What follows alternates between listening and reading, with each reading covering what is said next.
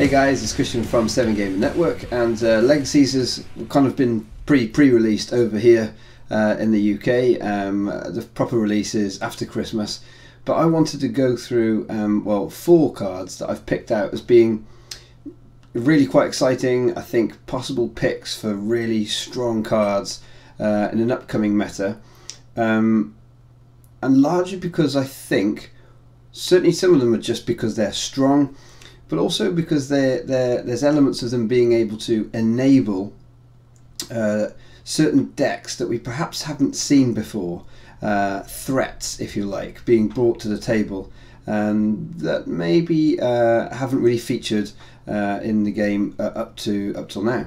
Anyway, the first one I want to talk about that I think is going to be really strong when it comes to a kind of mill type archetype is Scrapheap.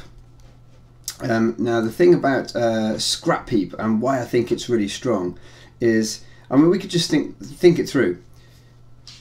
If you're making a mill deck, you are going to be trying to get rid of, well, at least one card every round. Like that's kind of just that's the basic idea of what you're trying to achieve.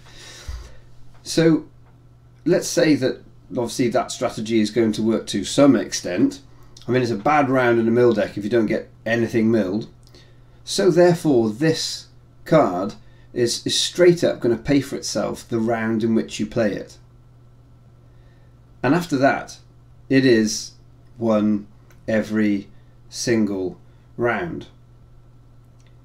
That to me says I'm essentially going to be making 50% extra resources a round after that first run I've played it in. That's big. Going to 3 every round to play with rather than 2 is enormous. And so when you counter in the fact that you could have 2 of these, I think Scrapheap becomes phenomenally strong. And if you can be getting 2 extra resources a turn just for doing what your deck is trying to do to win anyway, I mean, it's really massive. And because it's neutral grey, I find it hard to imagine that it's not going to be in just about every single mill type deck that we're going to see. You know, there are cards coming along that not quite have a tutoring effect but have a dig effect. And I think that we're going to see cards like that being played to try and make sure that you get a card like Scrapheap early on in the game, because it really will be worth, you know, in a typical mill game you're looking at, that's going to be worth 5 resources, maybe 6, even more in a really long game. So I think Scrapheap is definitely a very, very strong card that's going to make mill stronger yet again, and I think this could definitely be finally a time when mill really is going to be pushing up towards tier 1. Now another card that I think is stonkingly good, it's just a brilliant card, and that's a Taro Strike. Damage out of hand is always strong. In Destiny it's especially strong, and I think that comes from the fact that we generally tend to look at the dice that we've got on the table, and we work out, well, what's our threat from what's on the table. Now of course we are always trying to think of cards that could be played. You know, up until now, a lightsaber throw for 2 extra damage but leaves the die that it's resolving on, that it's using out there. It's kind of not really all that threatening, all that scary. You could say My Ally is the Force is sort of like damage out of hand, because it's using the die that's there, and then you've got the ambush and you could go again with it. So, but that costs 2. Taro Strike is cheaper than 2, and not only that, but I mean, it's just a number of shields we've got out there, and with a card like Defensive Teaching being printed, that we can have characters with a lot of shields on, we can be resolving an Taro Strike, and that single Taro Strike could be worth 6-7 damage.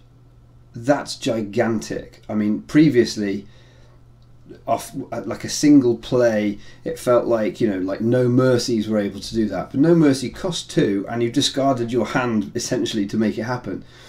A Taro Strike is going to be able to go off for a lot cheaper. Now granted, you say, well, you've got to have loads of shields on, but hey, this is the shield meta. We have got characters like Qui-Gon who are just carrying so many shields right now.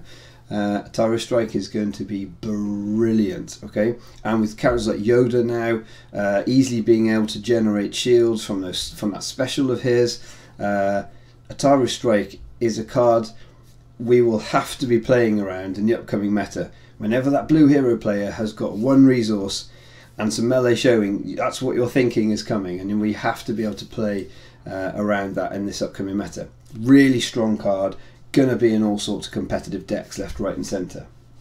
Okay, a third card that I want to mention out of 4 that I'm going to talk about, we have actually got 1 of each colour here as well, is Crash Landing. So this is a red card, it is neutral, and it's essentially it's a removal. So we can remove a ranged or a melee die and turn it into indirect. Now it's 0, that's great, we love removal for 0, and it's remove that die. I mean, that die is gone, so we're of course breaking up those chains, we're doing all those kind of things that we normally do when we're removing a die, and of course it is for 0, which is really strong, and red needs cheap removal, and it turns it into indirect. Now how this sort of works in my brain is, many of us will be playing 2 character decks, and we'll play this and our opponent will be probably trying to focus down 1 character, unless they're playing a really indirect damage deck build, which they could do, and it's definitely something that might be a strong new kind of aggro deck in the upcoming meta. But most of the time, if they're playing, we're playing with 2 characters, they're trying to kill 1, it sort of is like a Guardian effect. We'll get rid of that die and we'll indirect the damage onto the other character. So that's just a really very nice way to have some essentially shifting and giving that character quite a bit of extra time potentially on the board, especially if we're breaking up chains with that. So for 0 and straight up remove, like, that's always going to be strong. And if we stick the damage somewhere else, I think a lot of people can be like, oh my goodness, but they're still dealing that damage.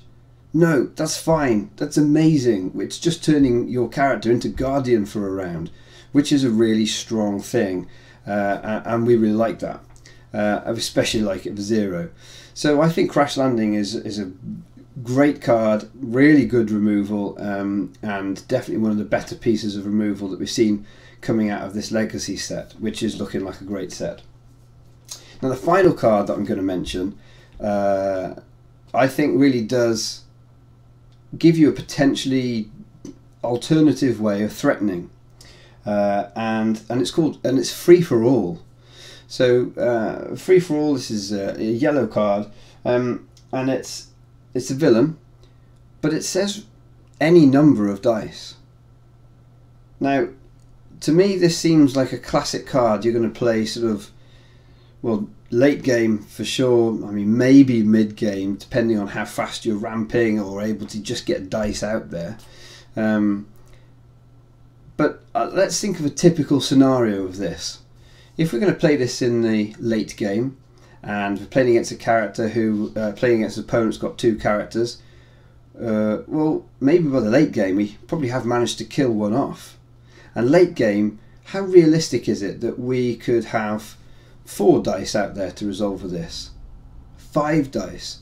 6? Like maybe even more. Especially if we're playing a sort of a support style deck. We could have a lot of dice out.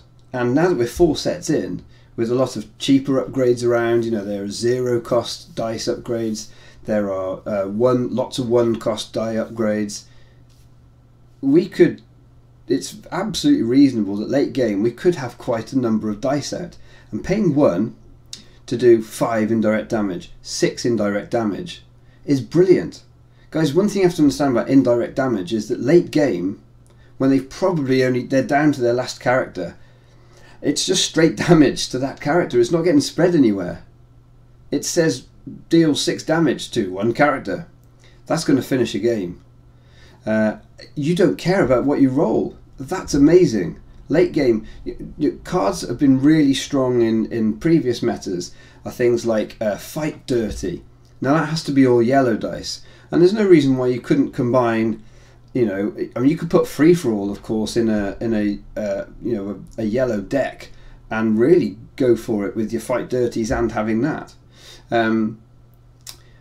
Ultimately, this is a lot of spike damage for one resource, and I think it's a brilliant late game finisher, even if they have got 2 characters left.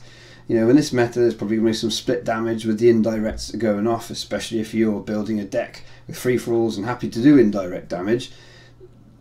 6, 7, and you just don't care about what you roll. It doesn't matter if it's all data pads and 4 speeds. If you've made it through to that stage of the game and you're doing free-for-all, you're going to be able to do a lot of damage in one go.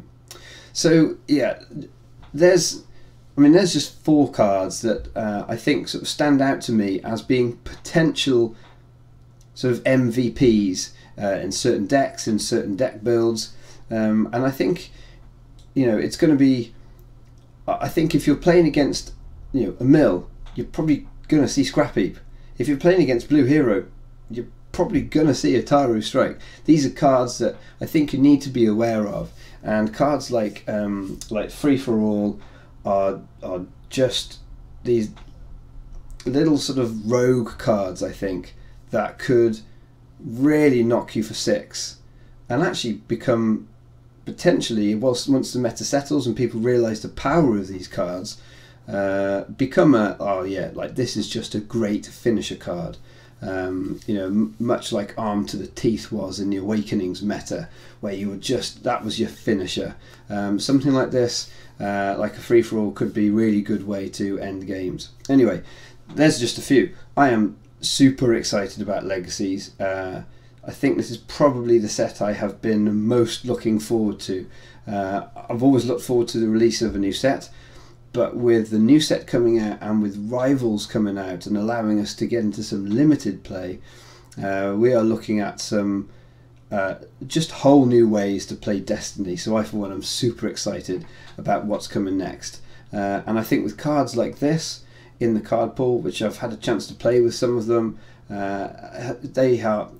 they're going to really make a big splash in the new meta that we get to enjoy. Anyway, there's just a few. I'd love to know, what cards are you identifying, seeing as being really big, strong cards that are going to be big in the meta.